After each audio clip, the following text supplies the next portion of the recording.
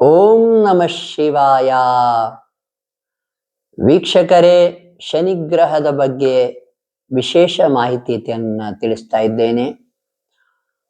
ಏನಪ್ಪಾ, ನೀವು ಹುಟ್ಟಿದಾಗ ಕಟಕ ರಾಶಿಯಲ್ಲಿ ಶನಿಗ್ರಹ ಇದ್ರೆ, ಅಂದ್ರೆ ಕಟಕ ರಾಶಿಯಲ್ಲಿ ಶನಿಗ್ರಹ ಇದ್ದಾಗ ನೀವು ಹುಟ್ಟಿದ್ರೆ, ಆ ಶನಿಗ್ರಹದಿಂದ ನಿಮಗೇನಾದ್ರೂ ತೊಂದರೆ ಆಗ್ತಾ ಇದ್ರೆ, ಬದುಕಿನಲ್ಲಿ ಸಕ್ಸಸ್ ತಡೆ ಹಿಡಿದಿದ್ರೆ ಏನು ಮಾಡಬೇಕು, ಏನು ಪರಿಹಾರ ಮಾಡ್ಕೋಬೇಕಂತ ತಿಳಿಸ್ತೇನೆ.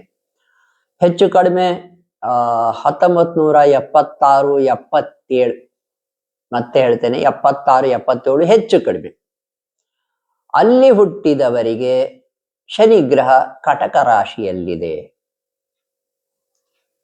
ಆಯ್ತು. ಹಾಗೆ 2005-6 ಹೆಚ್ಚು ಕಡಿಮೆ ಹುಟ್ಟಿದವರಿಗೆ ಅಲ್ಲಿಯೂ ಕೂಡ ಕಟಕ ರಾಶಿಯಲ್ಲಿ ಶನಿಗ್ರಹ ಇದೆ.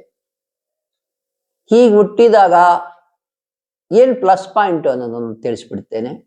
ತಾಯಿ ಏನು, ತಾಯಿ ಅಂದ್ರೆ ಚಂದ್ರನ ಮನೆಯಲ್ಲಿ ಶನಿದೇವರಿದ್ದಾನೆ. ಕಟಕ ರಾಶಿ ಅಂದ್ರೆ ಚಂದ್ರನ ಮನೆ. ಶನಿಗ್ರಹಕ್ಕೂ ಚಂದ್ರಗ್ರಹಕ್ಕೂ ಅಷ್ಟಾಗಿ ಆಗಿ ಬರೋದಿಲ್ಲ. ಆದ್ದರಿಂದ ಅಲ್ಲಿ ಶನಿಗ್ರಹ ಅಷ್ಟೊಂದು ಸ್ಟ್ರಾಂಗ್ ಅಲ್ಲ.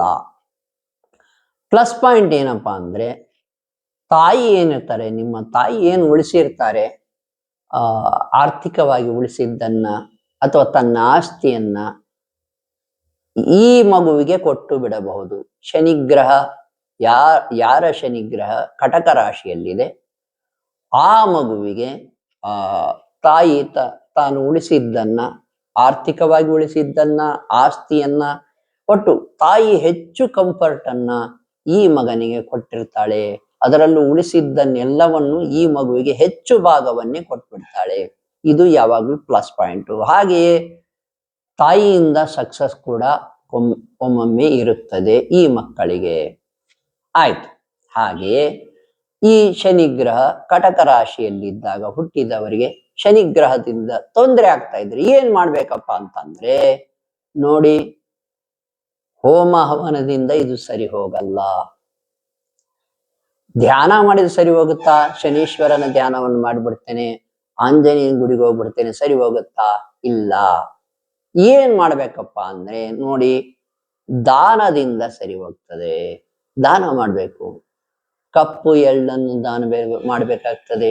ಕಪ್ಪು ವಸ್ತ್ರವನ್ನ ದಾನ ಮಾಡ್ಬೇಕಾಗ್ತದೆ. ಏನು ಕೊಡೆ ಅಂತ ಕರಿತೀವಲ್ಲ, ಛತ್ರಿ, ಬಿಸಿಲಿಗೆ ಇಟ್ಕೊಳ್ತೀವಲ್ಲ ಕೊಡೆ, ಅದನ್ನ ದಾನ ಮಾಡ್ಬೇಕಾಗ್ತದೆ. ಬಡವರಿಗೆ ದಾನ ಮಾಡಿ. ಅದಕ್ಕಿಂತಲೂ ವಿಶೇಷ ಅಂದ್ರೆ ಚಪ್ಪಲಿ, ಪಾದರಕ್ಷೆಗಳನ್ನ ದಾನ ಮಾಡ್ಬೇಕಾಗುತ್ತೆ ಬಡವರಿಗೆ, ನಿರ್ಗತಿಕರಿಗೆ, ದೀನರಿಗೆ. ಹೀಗೆ ಮಾಡಿಬಿಟ್ರೆ, ಯಾರು ಅಸಹಾಯಕರಿದ್ದಾರೆ ಅವರಿಗೆ ನೀವು ಚಪ್ಪಲಿಯನ್ನು ಕೊಡಿಸಿದ್ರೆ, ಪಾದರಕ್ಷೆಗಳನ್ನು ಕೊಡಿಸಿ. ಚರ್ಮದ ಪಾದರಕ್ಷೆಗಳು, ಅದು ಕೂಡ ಕಪ್ಪು ಬಣ್ಣದ್ದಾದ್ರೆ ಇನ್ನೂ ಒಳ್ಳೆಯದು. ಈ ರೀತಿ ಮಾಡೋದ್ರಿಂದ ನಿಮಗೆ ಒಳಿತಾಗ್ಲಿಕ್ಕೆ ಶುರುವಾಗ್ತದೆ. ಕಟಕ ರಾಶಿಯಲ್ಲಿರ್ತಕ್ಕಂಥ ಶನಿಗ್ರಹ ಶಾಂತಗೊಳ್ಳುತ್ತಾನೆ. ಇನ್ನು ಊಟದ ವ್ಯವಸ್ಥೆ ಬಂದ್ರೆ ನೋಡಿ, ಪುಳಿಯೋಗರೆ ದಾನ ಮಾಡಿ. ಅದರಲ್ಲೂ ಅನಾಥಾಶ್ರಮಗಳಿಗೆ, ವೃದ್ಧಾಶ್ರಮಗಳಿಗೆ, ಅಥವಾ ಮಠಗಳಲ್ಲಿ ಎಲ್ಲಿ ಇರ್ತೋ ಅಲ್ಲಿ ಮಠಗಳಲ್ಲಿ ಕೂಡ ವಿದ್ಯಾರ್ಥಿಗಳು ಓದ್ತಾ ಇರ್ತಾರಲ್ಲ, ಅಂತ ಮಠಗಳಿಗೆ ಪುಳಿಯೋಗರೆ ದಾನ ಮಾಡ್ಲಿಕ್ಕೆ ತುಂಬಾ ಒಳ್ಳೆಯದು. ಹೀಗೆ ಮಾಡೋದ್ರಿಂದಲೂ ಕೂಡ ಕಟಕ ರಾಶಿಯಲ್ಲಿರುವ ಶನಿಗ್ರಹ ಶಾಂತನಾಗ್ತಾನೆ. ನೋಡಿ, ಶನಿಗ್ರಹ ಎಲ್ಲಿರುತ್ತೋ ಅಲ್ಲಿ ಕರ್ಮವನ್ನ ಸೂಚಿಸುತ್ತಾನೆ ಭಗವಂತ. ಯಾವ ಶನಿಗ್ರಹ ಎಲ್ಲಿದೆ ಮತ್ತು ತೊಂದರೆ ಕೊಡ್ತಾ ಇದೆಯೋ ಇಲ್ಲ ಅಂತ ತಿಳ್ಕೊಳಕ್ಕೆ ನೀವು ನಿಮ್ಮ ಶಾಸ್ತ್ರಿಗಳನ್ನೊಮ್ಮೆ ಭೇಟಿ ಮಾಡ್ಕೊಂಡ್ಬಿಟ್ಟು ಶನಿಗ್ರಹ ಎಲ್ಲಿದೆ ಮತ್ತು ತೊಂದರೆ ಕೊಡ್ತಾ ಇದೆಯಾ ತಿಳ್ಕೊಂಬಿಡಿ. ನಾವು ಪ್ರತಿ ವಿಡಿಯೋದಲ್ಲೂ ತಿಳಿಸ್ತಾ ಇದ್ದೇವೆ ಯಾವ್ಯಾವ ಗ್ರಹಕ್ಕೂ ರೆಮಿಡಿಗಳಿದಾವೆ ಅಂತ. ಈ ವಿಡಿಯೋಗಳನ್ನ ನೋಡ್ಕೊಂಡ್ಬಿಟ್ಟು ಶನಿಗ್ರಹದ ಒಂದು ಶಾಂತಿಯನ್ನ ಮಾಡ್ಕೊಂಡ್ಬಿಟ್ರೆ ನೀವು ಸಾಕಷ್ಟು ತೊಂದರೆಗಳನ್ನ ತಪ್ಪಿಸಿಕೊಂಡು ಬಿಡಬಹುದು. ಆ ಕಷ್ಟ ಬರ್ತದೆ ಅನ್ನೋದು ನಮ್ಗೆ ಗೊತ್ತಾನೇ ಆಗಲ್ಲ. ಆ ರೀತಿ ಆ ಕಷ್ಟ ನಮ್ಮ ಹತ್ರ ಬರ್ಲಾರ್ದಂಗೆ ದೂರನೇ ಹೊರಟು ಹೋಗ್ಬಿಡುತ್ತೆ. ನೋಡಿ, ಸಾಕಷ್ಟು ಸಣ್ಣ ಸಣ್ಣ ಪರಿಹಾರಗಳಿಂದಲೇ ದೊಡ್ಡ ದೊಡ್ಡ ಕಷ್ಟಗಳನ್ನು ಕೂಡ ಪರಿಹಾರ ಮಾಡ್ಕೊಂಡ್ಬಿಡ್ಬೋದು, ಬರದೇನೆ ತಡೆದು ಹಿಡಿದು ಬಿಡ್ಬೋದು. ಆದ್ದರಿಂದ ಎಲ್ಲಾ ರೀತಿ ನಿಮ್ಮ ತಿಳುವಳಿಕೆಗಾಗಿ, ನಿಮ್ಮ ಎಜುಕೇಶನ್ ಪರ್ಪಸ್ಗಾಗಿ ಈ ಎಲ್ಲಾ ವಿಡಿಯೋಗಳನ್ನು ಬಿಡ್ತಾ ಇದ್ದೇನೆ. ಶನಿಗ್ರಹದ ಈಗ ಬಿಡ್ತಾ ಇದ್ದೇವೆ, ಮುಂದೆ ಗುರುಗ್ರಹವನ್ನು ಬಿಡ್ತೇವೆ. ಎಲ್ಲ ನಿಮ್ಗೆ ಏನು ತೊಂದರೆ ಇದೆಯೋ ನೀವೇ ನಮಗೆ ಕರೆ ಮಾಡಿ ತಿಳಿಸ್ಬಹುದು. ನಮಗೆ ಶಾಸ್ತ್ರಿಗಳು ಯಾರು ಅಷ್ಟು ಪರಿಚಯ ಇಲ್ಲ, ನೀವೇ ತಿಳಿಸ್ರಿ ಗುರುಗಳೇ ಅಂದ್ರೆ ನಮಗೇ ಕರೆ ಮಾಡಬಹುದು, ನಾವೇ ತಿಳಿಸ್ತೇವೆ.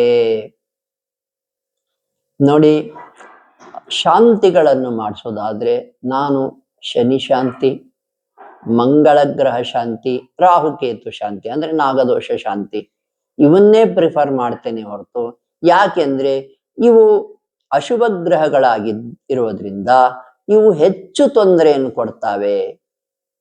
ಇನ್ನು ಗುರು, ಬುಧ, ಶುಕ್ರ, ಚಂದ್ರ ಇವು ನೋಡಿ ಶುಭ ಗ್ರಹಗಳಾದ್ರಿಂದ ಅವು ಅಷ್ಟಾಗಿ ಹೆಚ್ಚು ತೊಂದರೆಯನ್ನು ಕೊಡೋದಿಲ್ಲ.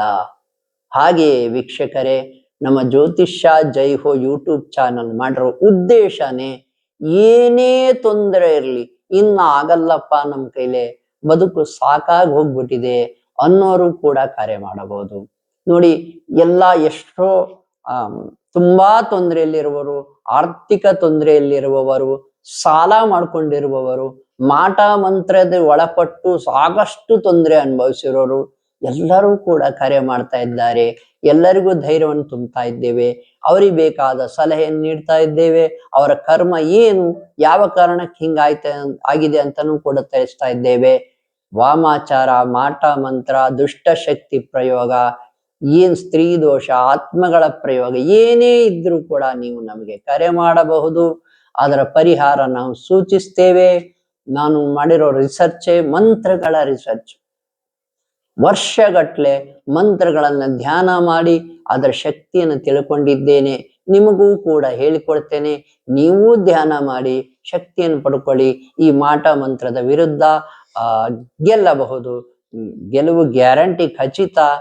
ಆ ರೀತಿ ಧ್ಯಾನ ಮಾಡಿ, ನಿರಂತರ ಧ್ಯಾನ ಮಾಡಿ ನೀವು ಗೆಲ್ತೀರಾ. ಹಾಗೆ ಕೆಲವು ಮಂದಿರಗಳು, ಆ ದೇವಾಲಯಗಳಿಗೆ ಹೋಗ್ಬಿಟ್ರೆ ಸಾಕು, ಈ ಮಾಟ ಮಂತ್ರ ಶಕ್ತಿ ಡೌನ್ ಆಗ್ತವೆ, ನಿಮಗೆ ಸಕ್ಸಸ್ ಸ್ಟಾರ್ಟ್ ಆಗ್ತದೆ. ಈ ರೀತಿ ಸಾಕಷ್ಟು ಜನ ನೋಡಿ, ಫಸ್ಟಿಗೆ ಕರೆ ಮಾಡಿದಾಗೆ ಯಾರು ಈ ರೀತಿ ದೇವಾಲಯ ಇದೆಯಾ, ಮಾಟ ಮಂತ್ರ ಡೌನ್ ಆಗುತ್ತಾ ಅಲ್ಲಿ ಹೋದ್ರೆ ಅಂತ ಸ್ವಲ್ಪ ಶಂಕೆ, ಸಂಶಯ ವ್ಯಕ್ತಪಡಿಸಿದ್ರು. ಆದ್ರೆ ಅಲ್ಲಿ ಹೋಗಿ ಬಂದ್ಮೇಲೆ, ಹೌದು ಗುರುಗಳೇ, ಅಲ್ಲಿ ಹೋಗಿ ಬಂದ್ರೆ ಮಾಟ ಮಂತ್ರ ಡೌನ್ ಆಗ್ತದೆ, ದೇಹದಲ್ಲಿ ಚೈತನ್ಯ, ಉತ್ಸಾಹ ಹೆಚ್ಚಾಗ್ತದೆ, ನಮಗೆ ಒಳಿತಾಗ್ಲಿಕ್ಕೆ ಶುರು ಆಗ್ತದೆ ಅಂತ ತಿಳಿಸಿದ್ದಾರೆ. ನೀವು ಕೂಡ ನಮಗೆ ಕರೆ ಮಾಡಬಹುದು, ನಾವು ಸಲಹೆ ನೀಡ್ತೇವೆ. ಶುಭವಾಗಲಿ.